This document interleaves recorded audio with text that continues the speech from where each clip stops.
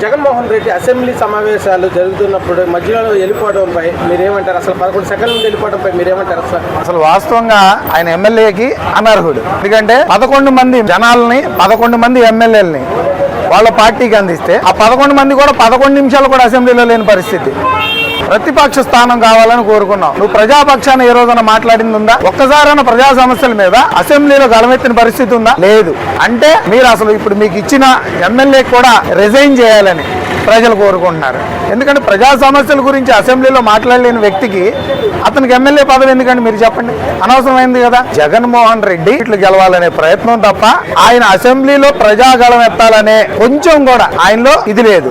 అసలు అసెంబ్లీ సమావేశాలు జరిగినప్పుడు వచ్చి మళ్ళీ వెళ్ళిపోవడం ఏమంటే ఆయన చేసిన పాత తప్పులన్నీ ఈ రోజు అసెంబ్లీలో ప్రశ్నించిద్దనే ఒకే ఒక్క కారణంతో ఈ రోజు దాకా కూడా ఆయన అసెంబ్లీకి సరిగ్గా ఒక్క 5 నిమిషాలు కూడా అసెంబ్లీలో గడిపిన పరిస్థితి లేదు.